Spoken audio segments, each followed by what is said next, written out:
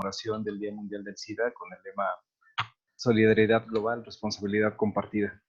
El día de hoy, el tema que vamos a abordar es la atención a personas migrantes que viven con VIH. Es un tema justamente enmarcado en la solidaridad global. Y tenemos hoy una mesa con excelentes ponentes y un gran moderador a quien me permito presentarles. Héctor Miguel Corral Estrada es nuestro moderador para el día de hoy, a quien agradezco mucho el apoyo para conducir esta mesa. Él se define a sí mismo como marica, militante de los derechos de la disidencia sexual. Es licenciado en psicología por la Universidad Autónoma de Baja California. Cuenta con los estudios en psicología social comunitaria por la Universidad de Buenos Aires. Es maestro en estudios culturales por el COLE y candidato a doctor en estudios latinoamericanos por la UNAM. Sus áreas de interés son los procesos de subjetivación y medicalización de las sexualidades no normativas y el SIDA, sus representaciones y efectos culturales y políticos. Ha sido profesor en la UABC y la Ibero Tijuana. Ha coordinado proyectos de investigación en México, Latinoamérica y África. Ha sido delegado mexicano ante la ONU en temas de VIH y fue copresidente del Comité Binacional de VIH y SIDA en San Diego, Tijuana. Es vocal también en el Consejo Nacional para la Prevención y Control del Síndrome de Inmunodeficiencia Humana, el CONASIDA, y becario en la Embajada de Estados Unidos como líder internacional en asuntos LGBT, fungiendo actualmente como secretario de la Asociación de Exbecarios. Fue también socio fundador de Rizoma, agencia enfocada en la sustentabilidad y fortalecimiento institucional y en el diseño, investigación y evaluación de programas sociales y políticas públicas. Miguel, muchísimas gracias por tu apoyo en esta conducción y te cedo la palabra. Muchas gracias, Mario, y muchas gracias al Censida por la invitación a moderar en esta mesa, invitación que he aceptado muy complacido, sobre todo al enterarme que quienes participan ahora, bueno, son dos investigadores de los cuales conozco su trabajo, que he leído y que por supuesto han sido de muchísimo y valioso apoyo durante toda mi carrera. Entonces, sin más preámbulo, quisiera comenzar con una breve introducción. Muchas de las políticas neoliberales, así como las crisis políticas y económicas generadas en el contexto de la globalización de mercados, tuvieron como consecuencia la expulsión de millares de personas de sus territorios de origen y la vulneración de muchos otros segmentos de la población, que continúan sometidos a una extensa y acumulativa diversidad de precariedades, sobre todo en relación a los servicios sanitarios. Por eso, es necesario y urgente defender el derecho a la salud y reducir las desigualdades que se reproducen y se fortalecen tanto en los países de origen como en los que reciben a las migraciones. En este mismo contexto, el VIH es una infección cuya prevalencia se ha manifestado internacionalmente de forma desigual en grupos históricamente vulnerables, tales como las mujeres y las personas de la comunidad LGBTI+. A pesar de los más de 30 años de epidemia y de las transformaciones sufridas debido a la globalización en las políticas neoliberales en el sector de la sanidad, todavía hay pocos estudios que propongan una comprensión sobre estas intersecciones, con especial atención a las cuestiones de género, migración y VIH y SIDA, desde experiencias concretas internacionales y de reflexiones teóricas de carácter general. Y es en este escenario en el que damos la bienvenida a la mesa de atención de personas migrantes que viven con VIH. Primero, a todas las personas que nos hacen el favor de acompañarnos y muy especialmente empiezo por el primer ponente, por el doctor René Leiva Flores. El doctor René Leiva es médico cirujano y partero por el Instituto Politécnico Nacional, maestro en Medicina Social por la UAM Xochimilco. Es especialista en salud internacional por la OPS y doctor en sociología por la Universidad de Barcelona. También es investigador del Instituto Nacional de Salud e investigador nacional nivel 2 del Sistema Nacional de Investigadores. Ha publicado diversos artículos científicos nacionales e internacionales y libros. e imparte clases a nivel maestría y doctorado en el Instituto Nacional de Salud Pública. El doctor René Leiva también funge como director de evaluación de sistemas y economía de la salud en el INSP y es coordinador de la unidad de estudios sobre migración y salud. En este momento, aprovecho también para presentar a quien será nuestra segunda panelista, la doctora Natalie Gras Alain. Natalie Gras Alain es etnohistoriadora por la Escuela Nacional de Antropología e Historia. Desde 2009 es subdirectora de atención a poblaciones vulnerables del Centro para la Prevención y la Atención Integral del VIH y SIDA de la Ciudad de México. Coordina el diagnóstico de VIH en personas privadas de la libertad, en situación de calle, migrantes, trabajadores sexuales y usuarios de sustancias. Eh, Sin mayor preámbulo, quisiera ceder la palabra en primer lugar al doctor René Leiva, no sin antes recordar que para cada una de las participaciones de nuestros ponentes tenemos entre 15 y 20 minutos. Después de eso vamos a tener también un espacio de preguntas y respuestas, las cuales, si gustan, quienes están participando en esta mesa, pueden irlas escribiendo en el chat de esta videoconferencia y también pueden utilizar la herramienta de levantar la mano para poder ir dando la palabra.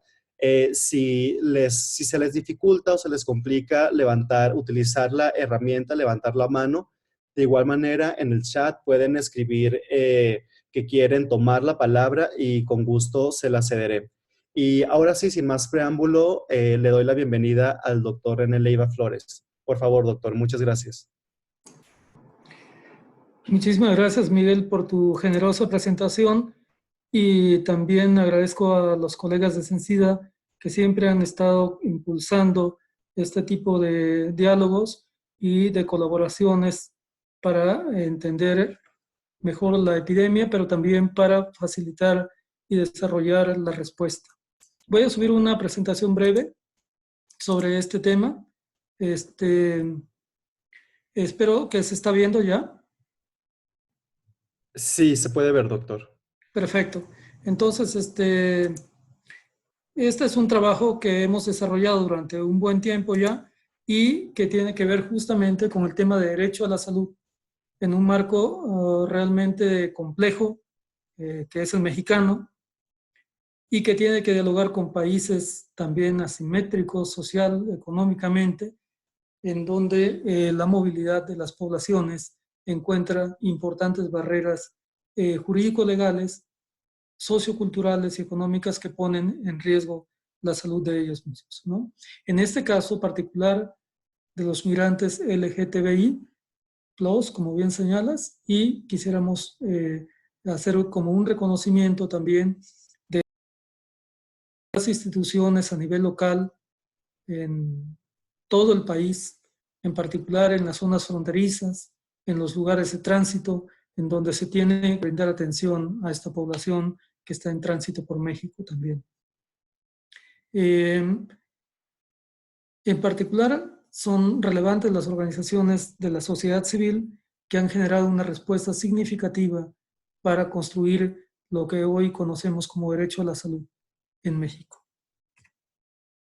Solamente voy a presentar algunos aspectos generales de conceptos, resultados de investigación y perspectiva de la misma.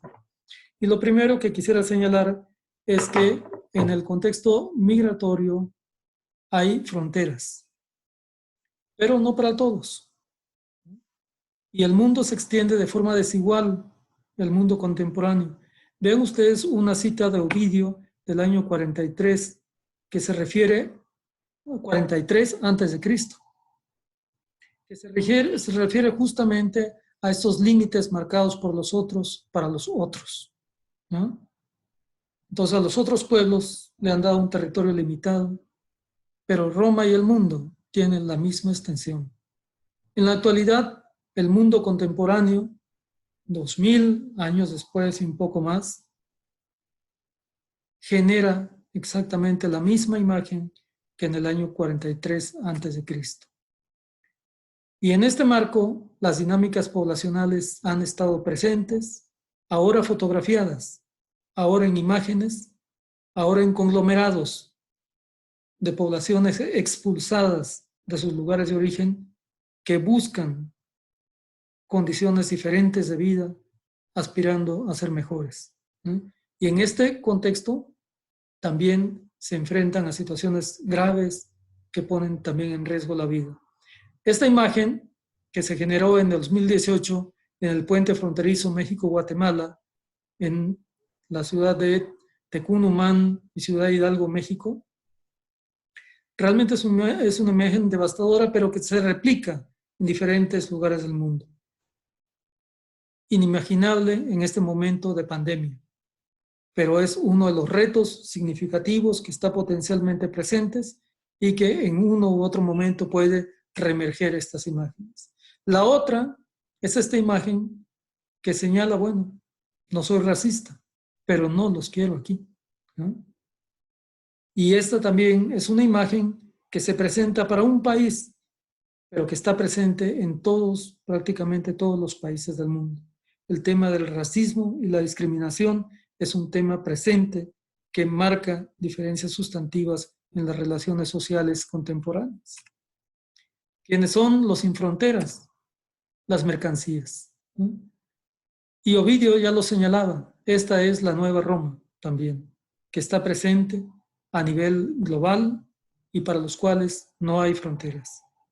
Las fronteras están para determinadas personas en determinadas condiciones. Y aquí es el marco justamente de las migraciones LGTBI, particularmente focalizadas en la relación de México con Centroamérica, pero con otras regiones del mundo que transitan por México buscando llegar hacia Estados Unidos. Quiero focalizarme en el tema de derechos porque este asunto es un asunto clave en este y en otros momentos, en donde el tema del respeto, la promoción y respeto de los derechos humanos es un asunto clave para tener salud. La salud depende esencialmente de este ejercicio de respeto, de este ejercicio a los derechos a los otros. Puede tener efectos directos, inmediatos al campo de la salud. Vía, tal vez la más relevante, el acceso directo a los servicios médicos, entre otros servicios de carácter preventivo u otros más que tienen que ver con el bienestar social de la población. Entonces, entre menos derechos tenga una población, es una población más enferma. Entre más derechos puede ejercer esta población, la capacidad de vida y las condiciones de vida para ellos son mejores. Y en este marco está el derecho, la posibilidad del ejercicio del derecho a la salud. Quiero presentar entonces algunos resultados de investigación. La población LGTBI representa las minorías dentro de las minorías, ¿no? en los grupos migrantes. En el caso de México y la población centroamericana no llega al 1% del total. Se estimaban cerca de 450,000 personas las que transitaban por México, entre 300 y 450,000 personas las que transitaban por México en el año 2014. Estos datos no están actualizados porque en este momento los conteos han ido cambiando de manera sustantiva, pero se han venido estimando y las cifras han mantenido más o menos constante este volumen de población. Pero quiero señalar que las minorías dentro de las minorías de los migrantes son la población LGTBI, que no llega al 1% del total. Primer asunto. Segundo asunto. Estas poblaciones, en el marco de migraciones irregulares, son expulsadas de sus comunidades de origen de forma violenta. Transitan por contextos de violencia y son rechazados violentamente en los lugares de destino. Es decir, hay una especie de continuum de violencia que se ejerce directamente sobre estas poblaciones. Pero, además, se ejerce con cierta focalización. Hay un estigma preexistente que coloca a estas poblaciones como poblaciones indeseables, como portadores y transmisores de virus, de infecciones, de enfermedades y de otros problemas sociales. Este estigma coloca a estas poblaciones en una situación de franca desventaja social y de marginación respecto a potenciales beneficios que la propia sociedad en su conjunto puede tener. El estigma preexistente es un asunto presente que se agrava particularmente contra las poblaciones LGTBI. No son las únicas, no son las exclusivas hacia las cuales hay este componente, pero con los datos que tenemos resultan ser una de las poblaciones más afectadas. Y estos datos se han venido generando de forma histórica, progresiva en México. Son datos sostenidos que no se han modificado en los últimos años. Estos son datos que llevan más de 30 años presentes y no ha habido cambios sustantivos. En 2015, después de un monitoreo, identificamos que el 24.9% de los migrantes en tránsito sufrieron algún tipo de violencia en su último viaje, en su tránsito por México. Estos son, digamos, los resultados específicos respecto a estas condiciones de vulnerabilidad y estigma preexistente. Y quisiera hacer un primer llamado aquí. Son los países de origen, de tránsito y destino responsables en su conjunto de crear condiciones de vulnerabilidad social a estos grupos de población. En el caso de México, sin duda alguna, los migrantes que van hacia Estados Unidos no van por el simple deseo de llegar al sueño americano. Van realmente lastimados en su lugar de origen por no contar con las condiciones de vida suficientes y necesarias para el desarrollo social. Los casos de los migrantes centroamericanos están igual o en situación todavía de mayor precariedad. Quizá la situación extrema la encontramos con los migrantes en Honduras y esto merece la pena también recuperarse. Una perspectiva de la población mexicana respecto a la transmisión del VIH, solamente para ir focalizando el tema, es que el SIDA en México es un problema que no tiene que ver con los mexicanos, que en realidad el SIDA viene de fuera, y estas son las poblaciones fronterizas las que tienen esta opinión, y que es la gente externa a las comunidades la que es el potencial transmisor, y es allí donde se encuentra la explicación de la epidemia en estas comunidades, ¿no?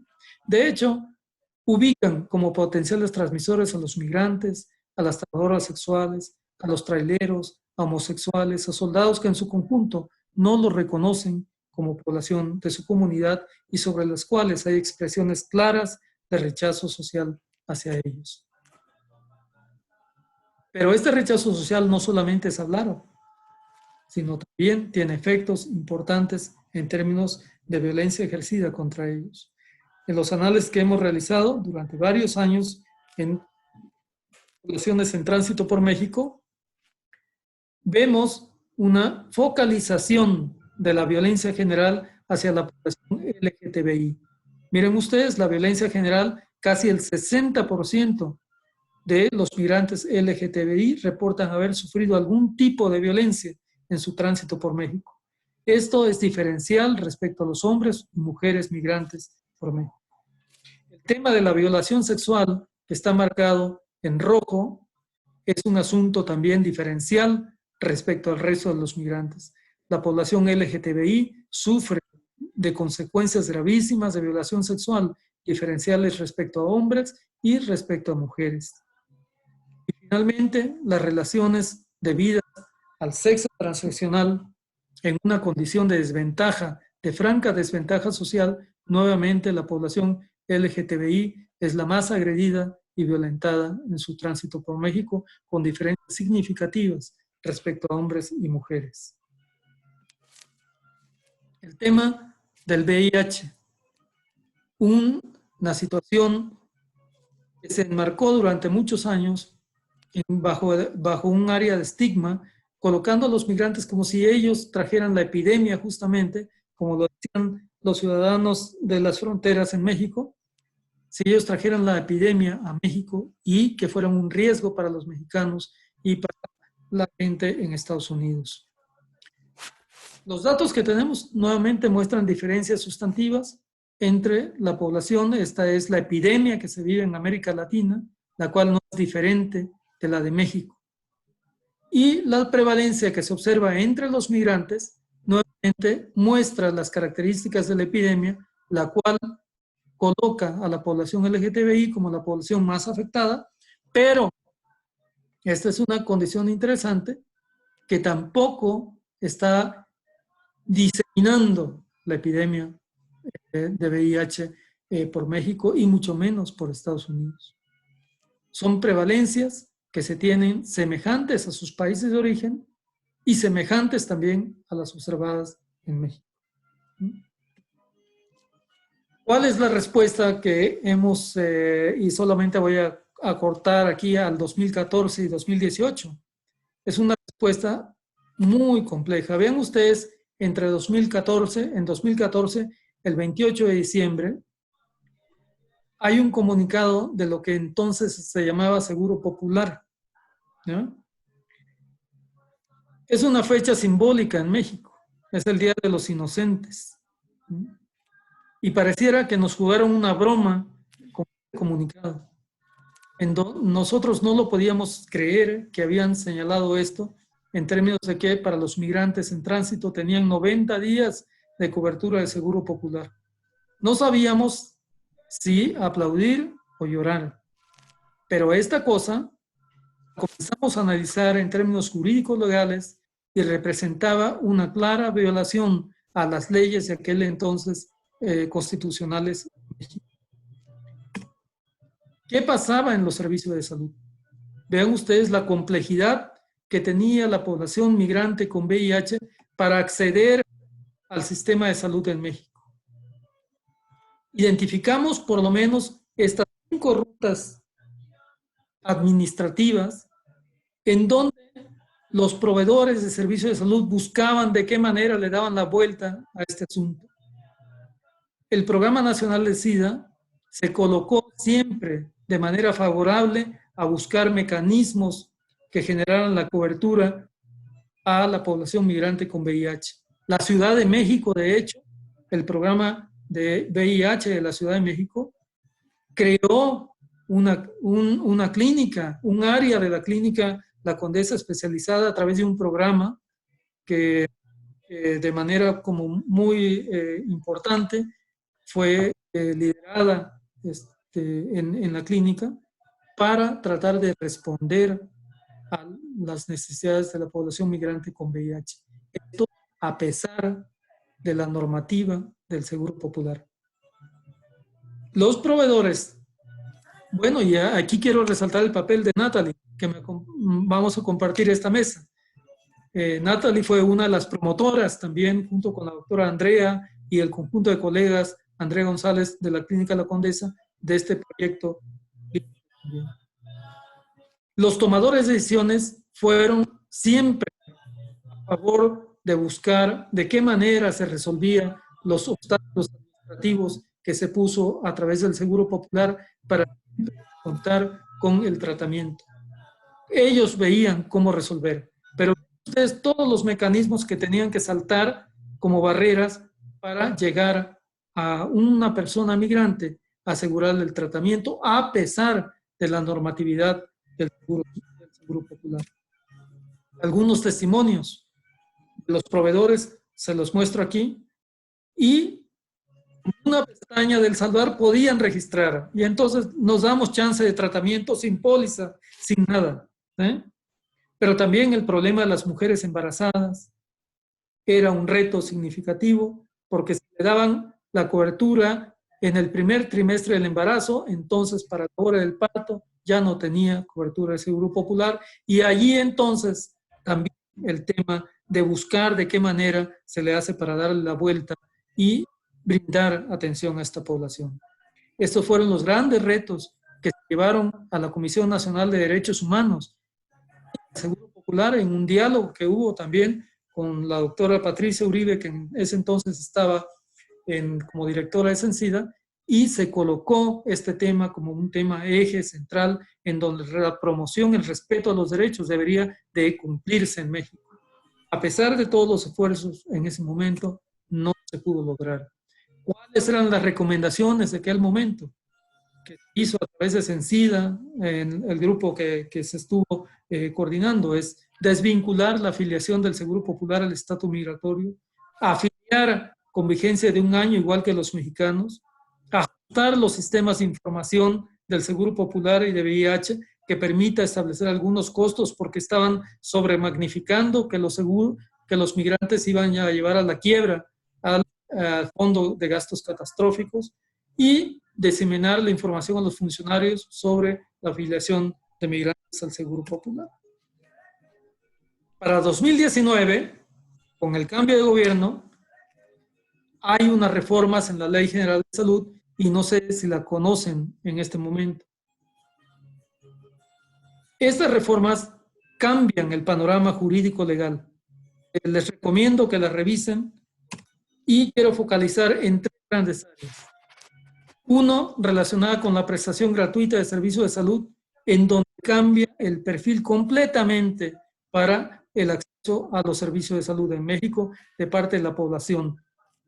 El artículo 77 bis 1 señala: todas las personas que se encuentren en el país que no cuenten con seguridad social tienen derecho a recibir de forma gratuita la prestación de servicios públicos, medicamentos y demás insumos, de acuerdo con el artículo 4 de la Constitución, sin importar su condición social. Se acabó el tema de andarse afiliando al Seguro Popular, ¿no?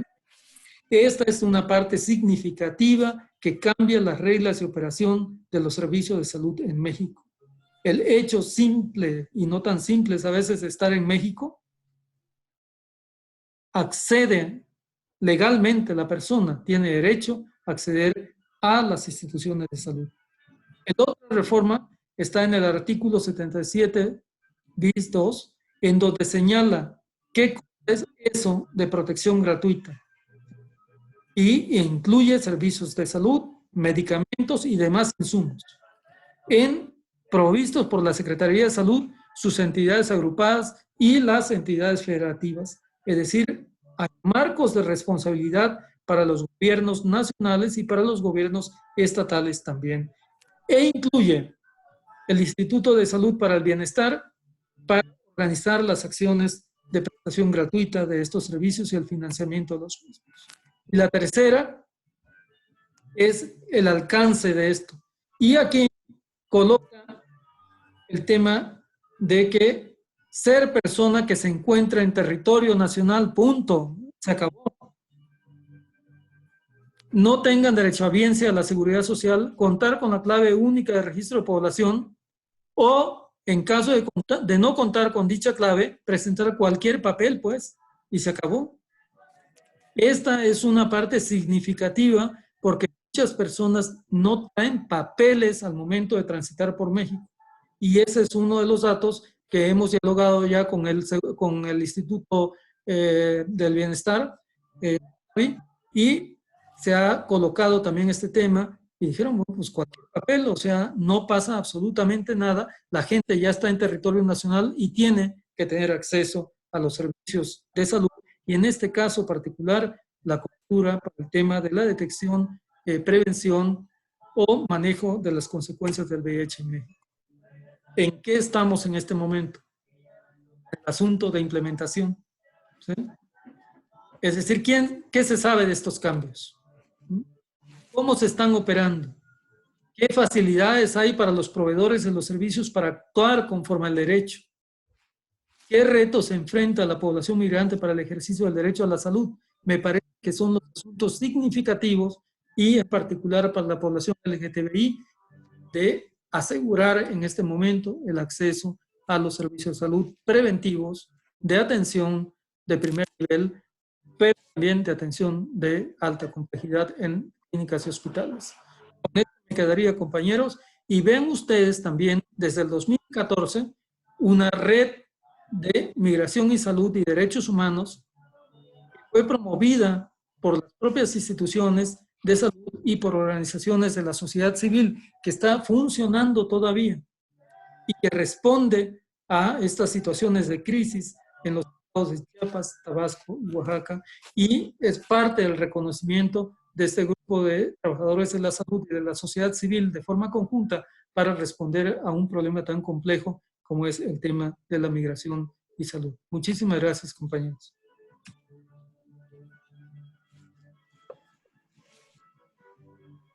Muchas gracias, doctor René Leiva, por compartir con nosotros esta presentación y los insumos resultantes de esta investigación que ha coordinado, que ha estado llevando a cabo durante estos últimos años con información importantísima. En primer lugar, rescatar la importancia que tiene, como bien usted lo señala, la reforma de 2019 a la Ley General de Salud, y esperemos que logre asentarse, afianzarse en los próximos meses, en los próximos años, de tal forma que no haya ningún impedimento para que las personas migrantes reciban ningún mexicano, ninguna persona, ningún ciudadano mexicano, pero particularmente hablando en este caso de las personas migrantes, pues para que no tengan ninguna barrera para la protección a su derecho a la salud.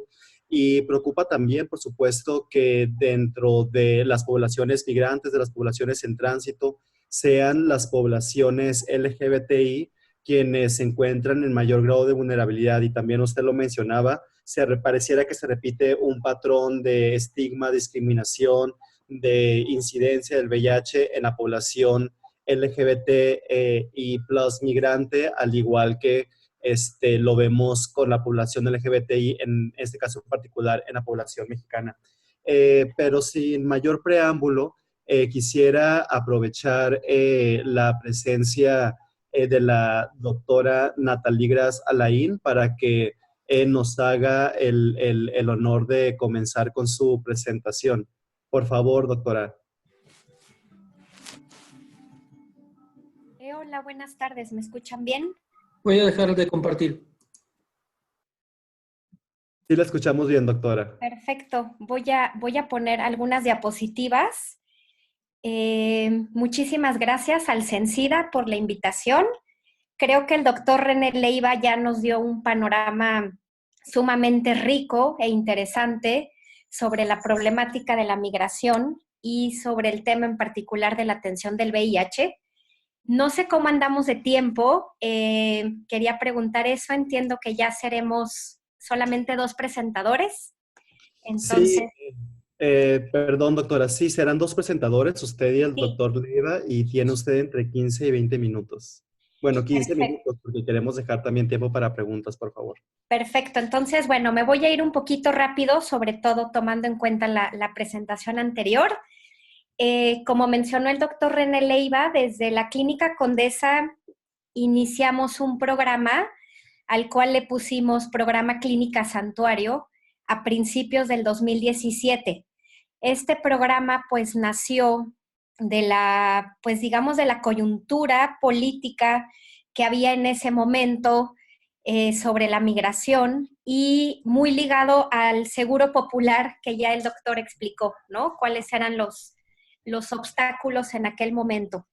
Entonces, le pusimos santuario justamente como pueden ver en este cartel que hicimos para ambas clínicas, pensando en estas ciudades o universidades que se empezaron a declarar santuario en diferentes partes, y por eso el nombre de Programa Clínica Santuario, dirigido no solo a migrantes, sino también a los mexicanos repatriados que constantemente están acudiendo a los servicios de salud, ¿no? en México para retomar su atención de VIH u otras. Como ya explicó el doctor René, no me voy a detener mucho en lo del Seguro Popular. El manual de afiliación y este documento de finales del 2014 establecieron que los extranjeros en tránsito, los migrantes, solamente tenían 90 días de afiliación, lo cual, pues, de manera inevitable, le cortaba completamente el acceso a tratamiento a prácticamente todos los estatus migratorios que pueden ver aquí en la tablita, porque pues no contaban con los requisitos necesarios para los 3 años, y como ustedes saben, 90 días era un tiempo absolutamente insuficiente y de risa en cuanto a tratamientos crónicos como sería el tratamiento del VIH. El programa Clínica Santuario buscaba, por supuesto, agilizar el acceso a tratamiento de todos estos migrantes centroamericanos y de otros países, porque empezamos a recibir migrantes también de Sudamérica, de África y de varias partes del mundo, y buscábamos incorporarlos de una manera ágil y personalizada para que no tuvieran estos problemas administrativos a la hora de enfrentarse al trámite del Seguro Popular. El programa incluye hombres, mujeres, población transgénero, en este caso adolescentes y adultos, independientemente de su estatus migratorio, de su país de origen, de si estuvieran en tránsito o no. Es decir, realmente que fuera algo incluyente. Y como mencionó el doctor René Leiva, estamos ante un derecho, el derecho a la salud, y nos parecía sumamente importante que esta población tuviera acceso a todos los servicios de la Clínica Condesa, como lo tiene cualquier otra persona mexicana que vive en la Ciudad de México. Estos datos son ya de algún tiempo, no, este año, como ustedes saben, ha sido bastante complicado, pero creo que es muy ejemplificativo de más o menos cómo estábamos en números en cuanto a atención en Clínica Condesa de personas extranjeras. El número 1 lo constituía Venezuela con un 20%, seguido por Colombia, y en tercer lugar un 13.6% de personas centroamericanas con VIH atendidas en la Ciudad de México. Entonces, digamos que más o menos la mitad de los pacientes extranjeros registrados en Condesa y Condesa Iztapalapa corresponden a Venezuela, Colombia y Centroamérica, la región centroamericana. Como mencioné al principio, el programa iba dirigido, si bien en un primer momento a la población centroamericana, rápidamente el programa se amplió para poderle ofrecer el diagnóstico y la atención también a estas otras poblaciones, y encontramos varios perfiles que se fueron dibujando conforme pasaron los meses y fuimos recibiendo y acompañando a todas estas personas migrantes.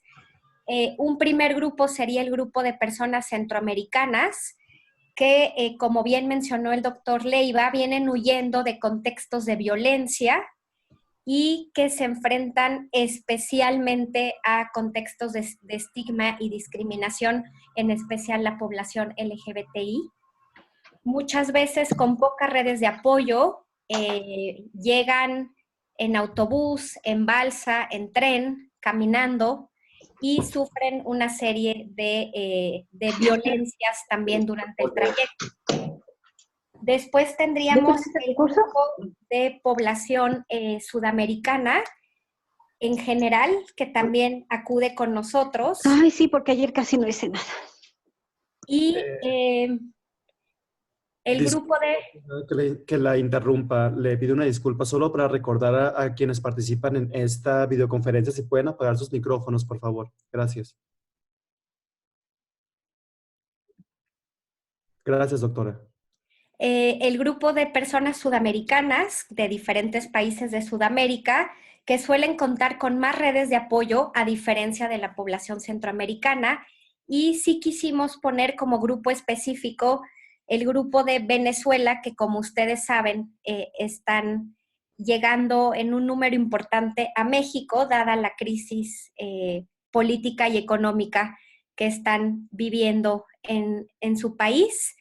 un grupo mucho más pequeño y que en los últimos meses ha sido ya muy poco visible en las clínicas, es personas que vienen de África. Si bien sí hemos tenido a personas con VIH también huyendo de conflictos políticos en varios de los países, en este año la verdad han sido muy poquitos casos. Y otro grupo muy diferente, sobre todo de europeos y norteamericanos, que sí cuentan con redes de apoyo, que son profesionistas, que muchas veces logran incluso quedarse a vivir en México con residencia regular y demás, pero que para efectos del Seguro Popular en aquellos años se enfrentaban, digamos, en términos administrativos a los mismos problemas que los demás, ya comentados previamente.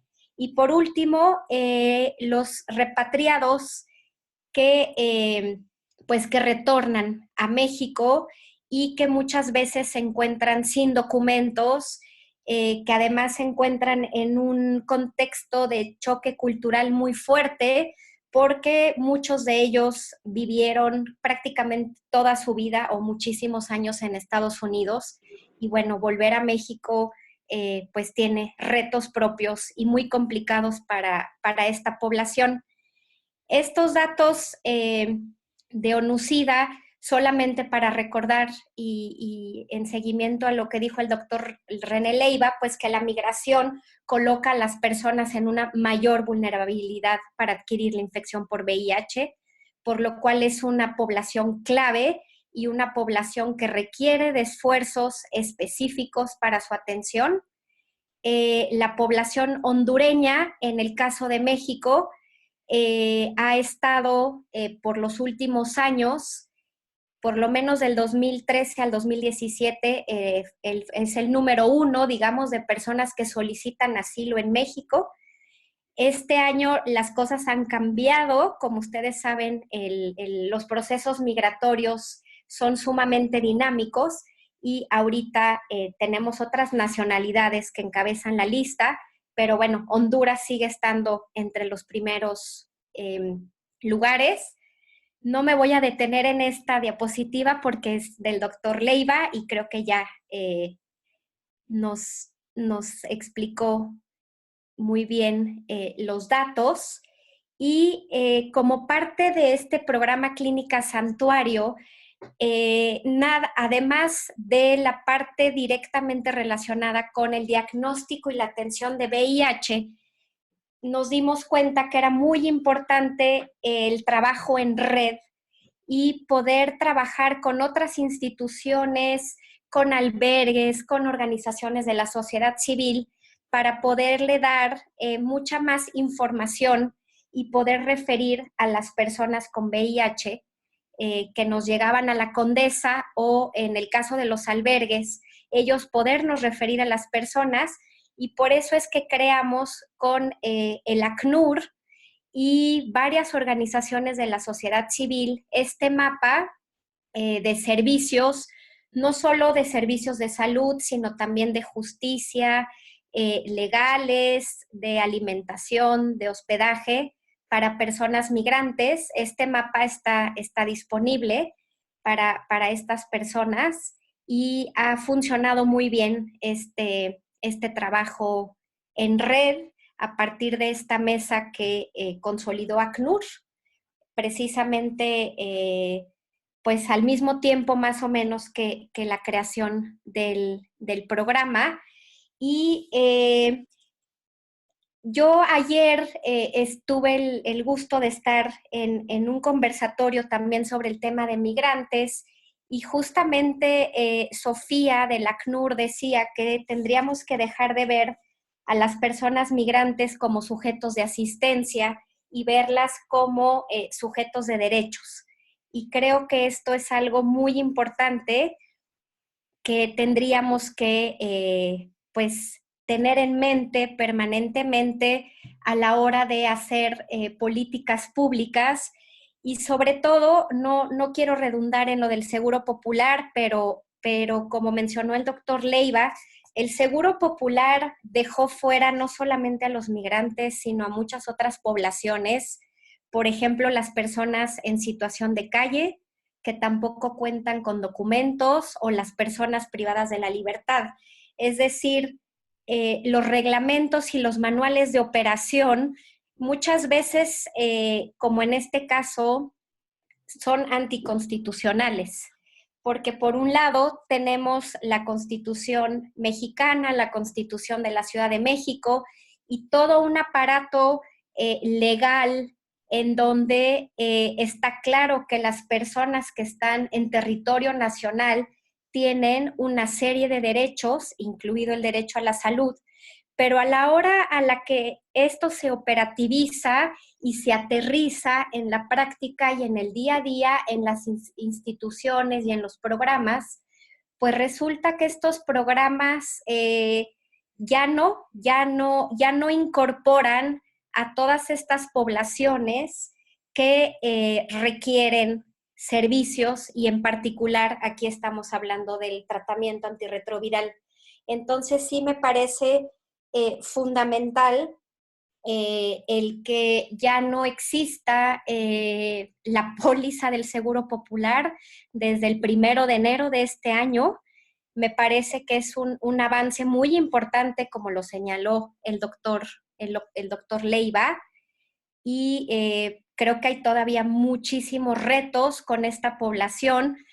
Solo por citar alguno, la continuidad, ¿no?, en los tratamientos antirretrovirales, porque muchas veces están en Tapachula primero, después van a Tenosique, después llegan a la Condesa y están un tiempo, y muchas veces si no deciden que la ciudad sea su ciudad destino, pues continúan hacia otros estados y ciudades del norte, y pues a veces se complica un poquito ahí la atención y la continuidad del tratamiento. Creo que ahí es un reto que todavía tenemos, aunque creo que se ha avanzado mucho, y sin duda, pues creo que el esfuerzo del CENSIDA y de los programas estatales y de los Capacits pues ha sido ver en pro de las personas migrantes. Y pues yo dejaría mi presentación aquí. Muchas gracias.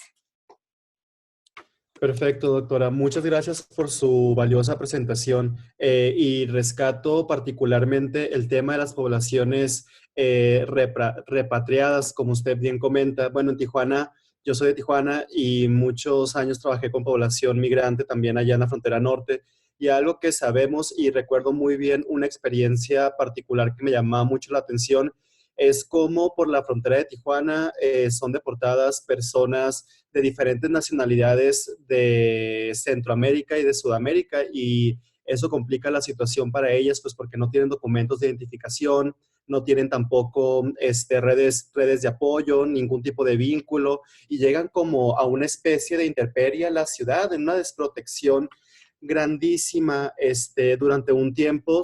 Tal vez usted o el doctor René Leiva, alguien de las personas presentes que nos acompañan, conozcan un programa que se llamó Punto Migrante, que de cierta forma fue efectivo y al parecer se dejó de hacer. Sin embargo, creo que son ese tipo de esfuerzos muy puntuales con esas poblaciones, focalizados en esas poblaciones, los que tenemos que seguir, como usted dice, pues coadyuvando a que se sostengan y a que ayuden a dar atención integral en la salud a cualquier ciudadano que esté en territorio nacional. Algo particularmente de esta población que recuerdo muchísimo, les decía yo, era un caso de una pareja, no recuerdo honestamente de qué país de Centroamérica eran, pero a la semana de llegar de Tijuana, de llegar a Tijuana, teníamos un módulo para el intercambio de equipos de inyección. Entonces se acercaron la primera vez pensando que nosotros dábamos comida. Después, pues les dijimos que no, pero conforme íbamos cada jueves a ese punto de encuentro. Y algo que nosotros vimos y que era muy lastimoso observar es que conforme iban pasando las semanas, cada jueves, a la tercera, cuarta semana, tampoco es que pasaron 6 meses, su aspecto, su salud iba cada vez mucho más deplorable.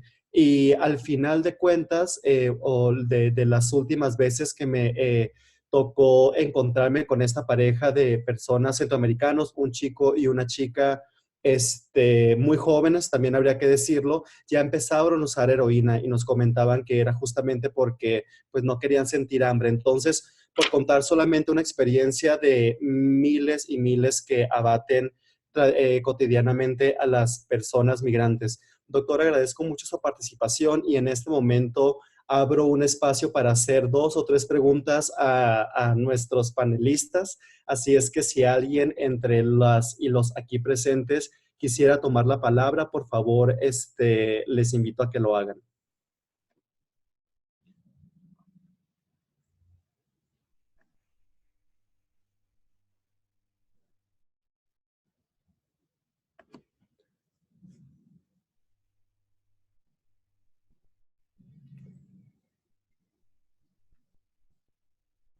Bueno, solamente mientras, por si alguien se anima por ahí, preguntarle tanto al doctor Leiva y a la doctora Natalie si será posible que tengamos su presentación para poder socializarla también. Creo que es información valiosísima que tendríamos que estar compartiendo, por lo menos en redes sociales, con la intención de que le llegue a más gente.